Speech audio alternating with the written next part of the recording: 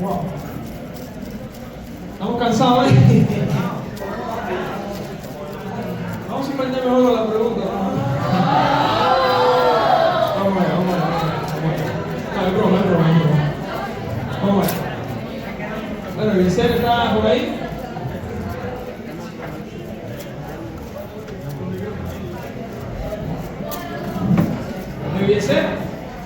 ¿Ya? Vamos a entrar por ahí. Bueno, entonces, hermanos, como les dijimos, bueno, vamos a hacer las preguntas respecto al noviazgo, menos las preguntas que nos entregaron. Y vamos a intentar dar una respuesta bíblica lo más cercana posible. Antes de iniciar, bueno, quisiera hacerle el comentario, hermanos. Recuerden que nosotros somos seres humanos, débiles, flacos, sujetos a la misma pasión que ustedes. Nos podemos equivocar, como es naturalmente, solo que de alguna manera en nuestra vida Dios nos ha permitido la oportunidad de estudiar su palabra, de estar entre pastores, entre líderes, debatir, hablar. Y esa experiencia quizás nos ha ayudado para poder responder algunas preguntas y inquietudes que tienen ustedes como jóvenes cristianos. Así que siempre veannos con ese lente. No somos la escritura inspirada. La Biblia es una sola y nosotros nos guiamos sencillamente por ella. Nosotros podemos equivocarnos, nosotros podemos errar en nuestros comentarios. Solo sé que lo saben, pero bueno, para que lo tengan en cuenta, que nosotros no somos infalibles en ese sentido.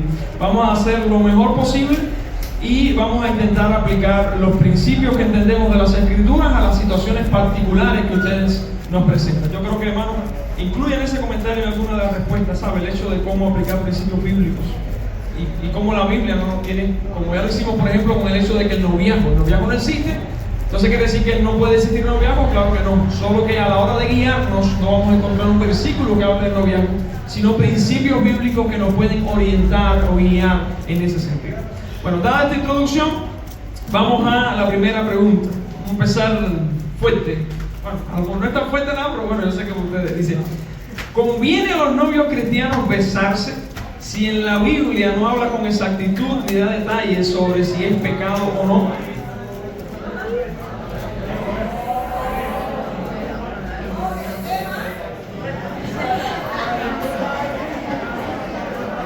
A ver, yo digo que es fuerte porque para ustedes es fuerte.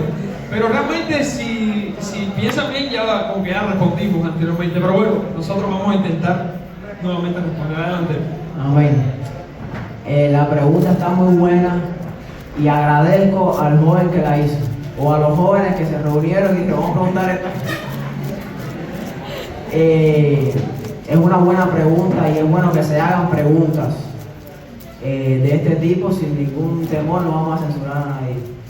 Nosotros entendemos que verdaderamente la palabra de Dios no habla de que si es pecado o no el besar en nuestro noviazgo, porque es que ni siquiera, como decía Liber, tampoco habla de esa etapa. Pero la palabra de Dios sí habla de la lujuria, la lascivia, que hablaba de la inmoralidad sexual. Y yo recomiendo, ya como consejo práctico para esa etapa del noviazgo, que amen la pureza. Bueno, para toda la etapa, pero sobre todo en esa etapa, amen la pureza. Todo aquello que vaya a contaminar sus corazones y que vaya a llevarlos a la inmoralidad sexual, lo que vaya a provocar ese deseo sexual, pues usted lo rechaza, porque todo eso lo llevará a lo que sí la Biblia habla bien como pecado, que es la fornicación. Y el apóstol Pablo nos dice: huir de la fornicación. Yo entiendo por una persona que se bese con su novio o con su novia, que esa persona está haciendo todo lo contrario a huir de la fornicación. Más bien está ahí como que jugando con, ¿sabes? Jugando con el fuego. Los casados que besamos a nuestra esposa, o los que no se han casado pero han besado, ustedes saben por experiencia propia que el beso en la boca provoca y enciende ciertas hormonas, que creo que son 3 hormonas que tienen su nombre científico y todo, lo que bueno, nosotros no, pero despierta ciertas hormonas que te lleva a algo más que un beso, ¿verdad? ¿No es verdad? nos da deseo de ciertas cositas más. Por lo tanto, eso es como encender un fósforo y tirarle a la gasolina, exactamente.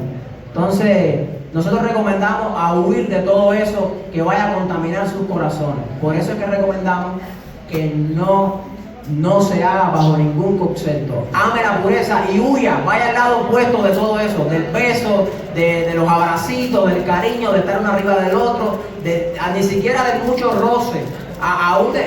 Tonito hablaba de algo hace poco que decían, no, porque ¿cómo podemos discutir algo si siempre estamos rodeados de personas como un noviazgo cristiano? Y Tonito hablaba de WhatsApp.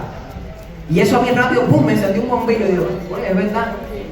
Cuántas cosas pudieran hacerse por aquí, por el WhatsApp, cuántas cosas pudiéramos hablar, de todo, ¿verdad? Por lo tanto, aún una conversación, no un beso, aún una conversación bien caliente, como decía Tonito, ya eso yo creo que nos aleja de la pureza. Así que recomendamos que usted huya de todo eso, saque todo eso de su vida, porque estará destruyendo su relación y su noviazgo. Si usted quiere que su noviazgo funcione, pues aléjese de todo eso. Amén. Para no dar una charla, nos hacen. Amén.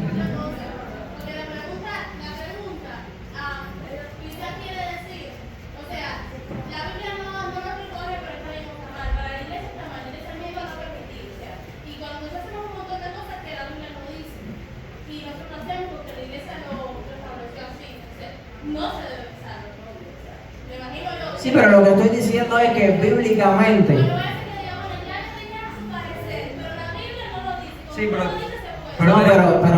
estuve hablando un rato aquí. Con gusto. No, pero entiendo lo que ella dice. Ve, lo que ella dice yo creo que tiene que ver con lo que yo estaba diciendo. Hermanos, la Biblia no solamente debemos nosotros interpretarla y aplicarla literalmente. La Biblia se escribió para un contexto específico, pero esas enseñanzas deben ser aplicadas a nuestro tiempo. Y cuando nosotros aplicamos los principios, nosotros sí podemos llegar a ciertas conclusiones que la Biblia no dice, pero que evidentemente tienen su fundamento en la Biblia. La Biblia no dice, no os masturbéis. Eso la Biblia no lo va a encontrar. Entonces dice, bueno, si no dice, entonces la masturbación está permitida. No, pero cuando tú ves los principios bíblicos que hablan acerca de los deseos desordenados, que habla de la codicia en la mente, que si tú miras a una mujer para codiciarla y adulteraste con ella en el corazón, entonces todos esos principios te llevan a la conclusión de que la masturbación es pecado. Entonces, en ese sentido, debemos saber aplicar las escrituras. Fíjense que ese fue el comentario que hice, porque sabía que esto podía lograr. Bueno, si nosotros vamos a guiarnos por un manual que queramos encontrar en la Biblia sobre el noviazgo, bueno, ya Tonito lo dijo, hermano, no puede ser novio. A partir de ahora los padres van a concertar con quién se casa cada uno. ¿Queremos eso? ¿Queremos ser bíblicos en ese sentido? Que tu mamá y tu papá te digan quién es eso lo que Dios quiere. Evidentemente no. Entonces, ¿qué tenemos que hacer? Lo que debemos hacer es aplicar los principios bíblicos a nuestra conducta, a nuestra manera de vivir. Y en el caso de los besos, bueno, ya habló Eliezer. El problema es que eso es algo que parece sencillo, pero enciende algo más, que es todo lo opuesto a huir de la fornicación, que es el consejo bíblico. Adelante, Tonito, si quieres. Y eso que acaba de decir él es precisamente lo que hace la iglesia, porque quería aclarar ese tema. Ella dice, la iglesia no lo permite. Escuchen todos, por favor. Ella dice, la iglesia no lo permite, estamos de acuerdo, pero ¿por qué no lo permite? Es la cuestión. ¿Por qué no lo permite? Porque la iglesia interpreta que en la Biblia hay principios que prohíben ese tipo de actos, por lo que pueden llegar a producir. Esa es la razón, no que la iglesia quiera coartar la libertad de ustedes, no que la iglesia quiera decirte lo que tienes que hacer, no que la iglesia quiera que tú tengas un noviazgo aburrido, sino, como yo les decía ayer, la iglesia quiere cuidar a sus jóvenes. La iglesia, Dios, el Espíritu Santo, quiere cuidar a sus miembros. Y para cuidarlos, establece esos parámetros. Muchas veces son muy duros, son muy difíciles. Sí, es verdad, pero la realidad es que como está el mundo de hoy, para prevenir que caigamos en el pecado, hay que muchas veces ser bastante estrictos. Usted debe, como dice el dicho popular, cortar por lo enfermo. ¿Es así? ¿Por dónde se corta? Por lo sano. Por lo tanto, por eso es que la iglesia recomienda tantas cosas que muchas veces nosotros vemos como prohibiciones, cosas malas. Me quieren limitar, no quieren que yo la pase bien, no quieren que nosotros como novios la pasemos. No, hermanito, la iglesia te está cuidando, la iglesia te está protegiendo, la iglesia está intentando que tú tengas un noviazgo santo, que finalmente es lo que resultará en un matrimonio santo. Voy a hacer una frase ahí que quiero que anoten todos los noviazgos y todos los solteros que aspiran a noviazgo. Un predicador dijo: el noviazgo es una etapa para explorar la mente, no el cuerpo. Anote eso, que nos gusta explorar mucho el cuerpo y ver qué hay antes de que llegue el momento. Escuche esto, que esto está importante. El noviazgo es una etapa para explorar la mente, cómo piensa mi novio, cómo piensa mi novia, el carácter y no el cuerpo. Cuando usted empieza a explorar el cuerpo, se olvida de la mente. Y es por eso que cuando se casan es los desastres. Pero fulano, tú piensas así, y fulano, tú actúas así, y tú eres así. Te entretuviste, te perdiste aquí abajo y se te olvidó cómo pensaba y cómo actuaba esa muchacha. Te enfocaste en su cuerpo y lo dejabas. Vamos a decir eso en micrófono. Pero bueno, ya que ya los que van más adelante. Vamos a escuchar al oficial, vamos a escuchar a los hermanos mayores. Así que bueno, no siempre el noviazgo termina en matrimonio. O sea, puede ser caso de una muchachita que tenga 3 noviazgos, por ejemplo. Y eso no está mal. O sea, si no funciona, no funciona. No siempre el noviazgo termina en matrimonio. Y ese era de una muchachita que tenga, digamos, 3 noviazgos y que se permitan estas cosas, ¿no? Una paletica, dice yo. Un chupito para cada uno. Bueno, mire, en serio, anote esa frase, que eso es sumamente importante. Dedíquese en su noviazgo a explorar, a perseguir cómo piensa la persona con la que usted se quiere emparejar. Amén. No, tengo otra pregunta acá. Los novios pueden tomarse de la mano. Yo creo que es lo mismo, aplica más o menos el mismo principio. Tengo otra, dice: ¿cómo sé cuál es el tiempo perfecto para ser novio o novio de una persona? ¿Cómo sé cuál es el tiempo perfecto para ser novio o novio de una persona? Voy a dar mi parecer desde mi experiencia de noviazgo, que fue de 6 años y 7 meses. Con esta bella muchacha que está acá, es mi esposa hoy. Y 10 años de matrimonio. 10 años de matrimonio. Yo creo que, evidentemente, escucha esto, cuando mi esposa y yo llevábamos como 6 meses, yo pensé que era novia de ella. Dice mi suegro: ven acá, ¿qué tiempo ustedes llevan conociéndose? No, 6 meses. Ahora ustedes pueden ser amigos. No éramos nada, íbamos a ser amigos y después íbamos a ser novios. Y yo creo que evidentemente, hermano, hay que darse tiempo, hay que conocerse. No hay un tiempo específico, pero no hay nada más bonito que un noviazgo que comience por la amistad, que no queme etapas, que no se apresure en nada, que se dé su tiempo. Esto es una etapa bella que ustedes no van a vivir de nuevo. Entonces, ¿de qué te vale hacerte novio y casarte a los 6 meses por un desespero, cuando puedes vivir una etapa preciosa si la vives dentro de la voluntad de Dios?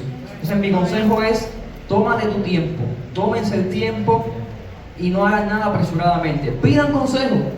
Yo sé que muchas de estas preguntas es porque hay dudas. En mi tiempo fue así también, teníamos muchas preguntas y a veces nosotros no tenemos a quién acercarnos para preguntar, para evacuar la duda, pero gracias a Dios hay muchas personas que te pueden responder, que te pueden ayudar. Yo aconsejo a los jóvenes que hagan preguntas, a las muchachitas, las muchachas a las muchachas y los varones a los varones. Hagan preguntas, a los que ya han pasado por esta etapa, a los matrimonios, y van a ver que pueden evacuar muchas dudas y pueden tener respuestas a sus situaciones particulares. Voy rápido. Sí, no, adelante. No, adelante. Este tiempo es para eso. Voy a revisar ahora. No he revisado si me he escrito con una nueva pregunta, pero hay pocas preguntas sobre esto. Si vencemos el tiempo con estas preguntas, pasaremos a otras que tenemos de otros temas. Ajá. Pero, así que pueden Porque ahora se estila algo. El joven que entiende esto, la importancia de esa etapa de amigos y demás, pero como la etapa de amigos especiales, ¿han escuchado eso de amigos especiales? Prácticamente quiero que me digan cuál es la diferencia entre amigos especiales y novios. Díganme cuál es. ¿Eh? Bueno, aquí Tonito dice algo que pudiera ser la formalidad. Pero yo creo que ni siquiera eso, porque ya la persona que te ve como amigo especial, formalmente para él son como novios, porque al final es lo mismo. Por lo tanto, yo creo que es la palabra. Así que tengan mucho cuidado con esa etapa en que se esconden detrás de un amigo especial. No, yo estoy bien, yo no estoy apurado. Pero por el WhatsApp ya se dice mi amor y te amo. Tú eres el cielo de mi vida. Se están conociendo, pero ese el cielo de mi vida. A veces me río porque hay personas que tienen todos los planetas y todo, ya todo cubierto. Yo ven acá, cuando tengas la próxima, ¿qué le van a poner? Ya tu sol, tu estrella, tu luna, ya todo está ocupado. Ahora, ¿qué le va a poner? Entonces, debemos tener cuidado en qué nombre le ponemos a ciertas personas cuando en realidad no estamos ni seguros de lo que sentimos por esa persona. Tengamos mucho cuidado con eso. Respetemos la etapa, pero de verdad. Vivamos la etapa, pero de verdad, no de una fachada, de no somos amigos especiales. No, nos estamos conociendo, pero ya viven como un matrimonio o como un noviazgo de 5 años. Sí, Uriel. Yo tengo un comentario acerca del tiempo de noviazgo. Bueno, yo llevo un noviazgo de 4 años, casi 5 meses, 7 meses. El primer año fue salir de mi país, mi novio acá, y después vine para acá, la perdí y todo eso, y pasó otro año. Entonces, en todo ese tiempo, yo claro sé que el noviazgo es para un matrimonio, pero en todo ese tiempo yo no planificaba casarme, no tenía fecha para casarme, pero ya se me empezó a bombardear la mente de que tenía que casarme, porque el noviazgo cuando es mucho tiempo se desgasta y todo eso. Entonces ya en aquel momento ya cambié de idea y bueno, o sea que ya empecé a pensar en la fecha, en prepararme para el matrimonio, entre otras cosas. ¿Qué es lo que quiero decir realmente con eso? En otros países, la gente, incluso de nuestra iglesia estoy hablando, las muchachas no se apresuran tanto al matrimonio, se dedican a estudiar, a superarse y bueno, tienen su novio y ahí poquito a poquito, despacito. Y entonces cuando ya se sienten preparadas, maduras mentalmente, porque un matrimonio de 16 años para mí, bueno, tiene muchos problemas. Y entonces es necesario que adquiera el conocimiento, busque consejo de gente que ya tiene experiencia, hable y no se apresure, porque si fulano es casado de 18 años y ya lleva como 10 años casado y le fue bien, no significa que a mí me tenga que ir bien. Y entonces aquí en Cuba lo que yo he visto es que como la gente, mucha gente no termina en la escuela porque dice, bueno, la escuela es inútil porque voy a trabajar, voy a sacrificarme estudiando, después trabajo para no recibir casi nada.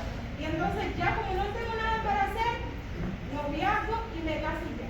O sea que el matrimonio lo que se está viviendo en Cuba, casarse, porque no hay nada más con que los jóvenes pueden entretenerse, superarse, estudiar, entre otras cosas. Puede ser Amén. Gracias, Rodrigo, por tu comentario. Vamos entonces a otra pregunta acá. Dice, si Salomón tuvo tantas esposas, ¿cómo hizo para soportar tantas suegras?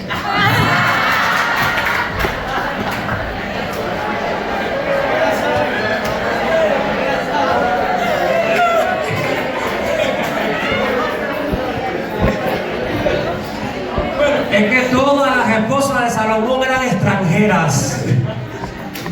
conocido nunca ninguna suegra. Para que sepa, lea para que vea. Bueno, vamos a hacer la que complementa esta, que yo creo que sí realmente la pregunta dice.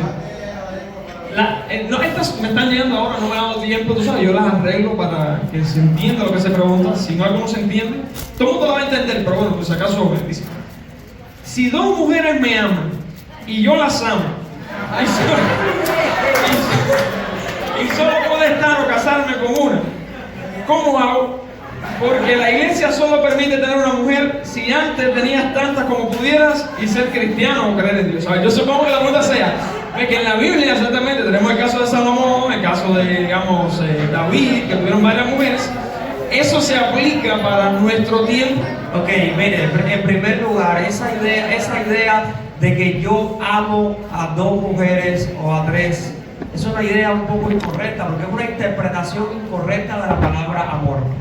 Porque ahí se está usando la palabra amor en el sentido de un sentimiento que yo puedo tener hacia una persona.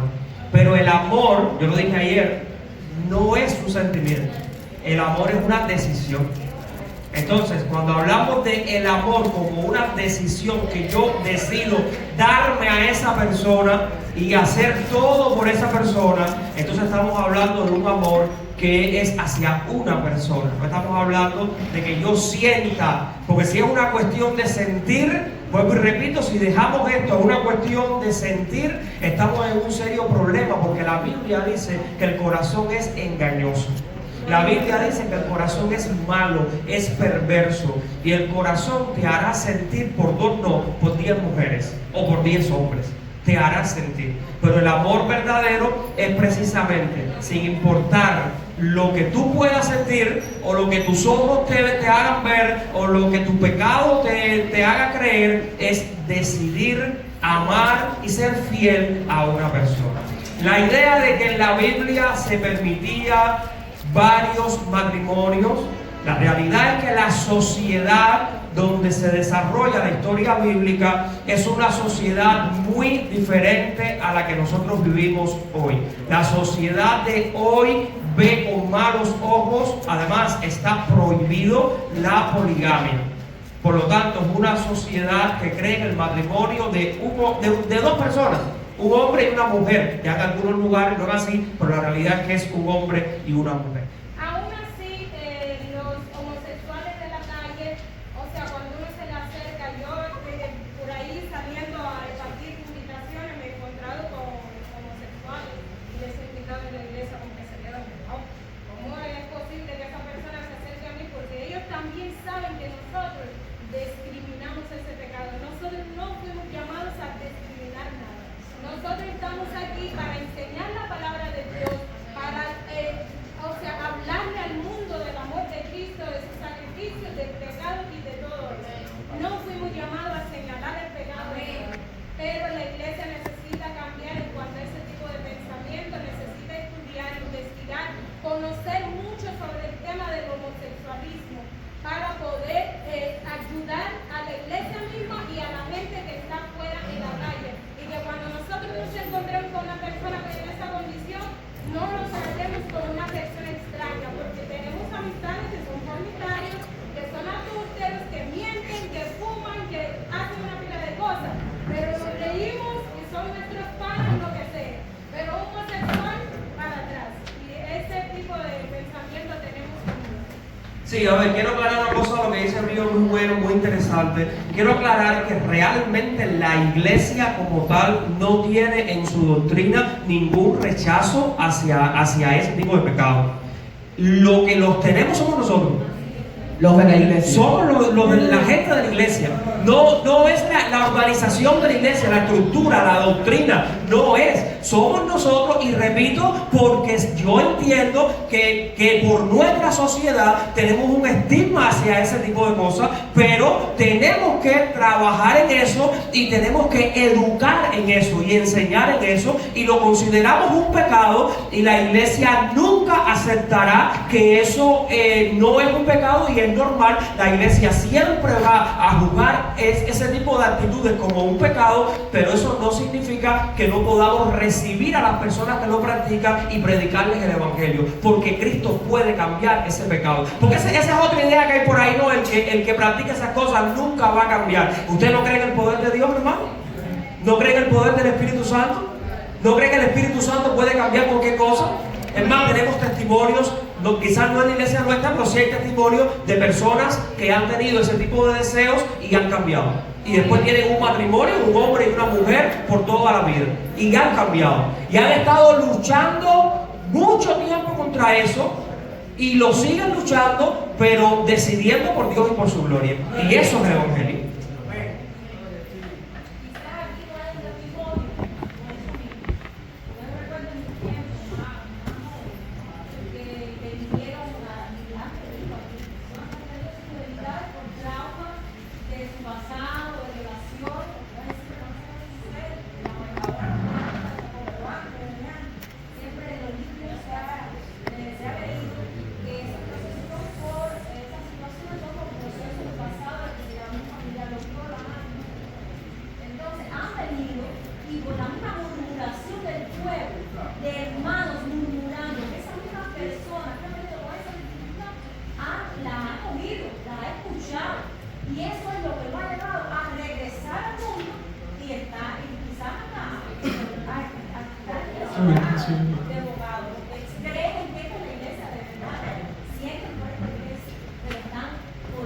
Amén. Si cambiamos nosotros, cambiarán los resultados y habrán testimonios de homosexuales que nacen de nuevo. Yo creo que esa es la misión. Amén. Siguen yendo preguntas, tengo otras que no las entiendo, otras que no tienen que ver con el tema, entonces voy a seguir intentando que sean sobre este tema. Yo creo que esta es la última. Ok, vamos a estar en 45. Vamos. Dice, ¿cómo saber? Estoy leyéndola sin cambiarla. ¿Cómo saber cuándo es la voluntad de Dios? O sea, ¿cómo saber si la persona que tengo en este momento es la que Dios tiene para mí? Dice, creo que Dios tiene una persona destinada para nosotros. Pero ¿cómo saber quién es esa persona? ¿Dónde está? Y si nos equivocamos casándonos con la persona incorrecta, pero ¿cómo hacer la voluntad de Dios en esta área? Sí, hermanos, bendiciones. A veces yo he escuchado también este tipo de inquietudes en jóvenes que me han dicho, ¿cómo yo sé si fulana de tal es indicada?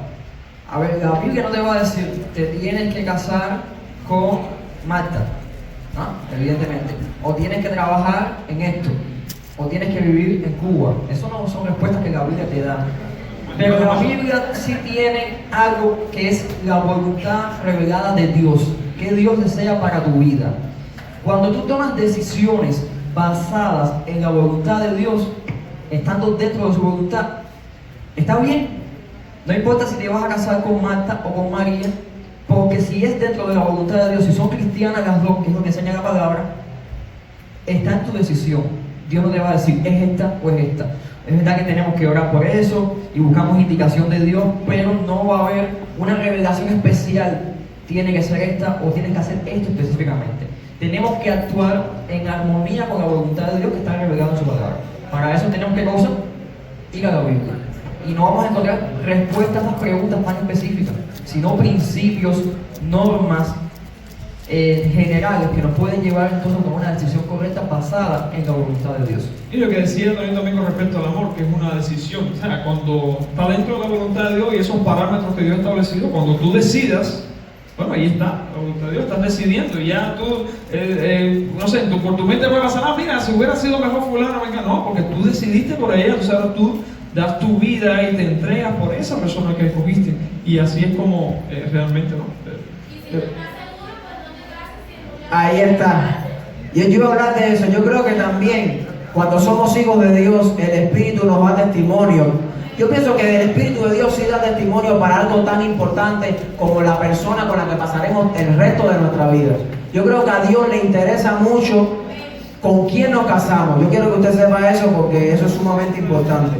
De hecho, nuestra santificación, y voy a hablar algo más profundo de lo que hablaba Eliudel, aún nuestra santificación en gran medida depende de nuestro cónyuge.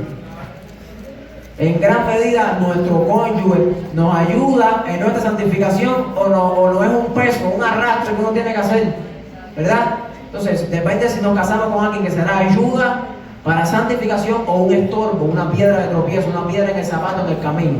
Por eso es que es sumamente importante por quién nos decidimos.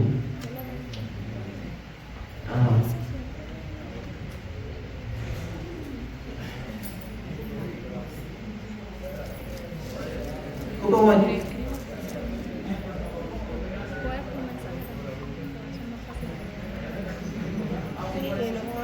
Bueno, hermanos, les voy a ser sincero porque ninguno de ustedes nos acordamos cuando ella está hablando. La pregunta se me olvidó así en concreto. Me fui mal. Ya el hambre nos está bien fatigado en la mente. Sí, pero bueno, el comentario.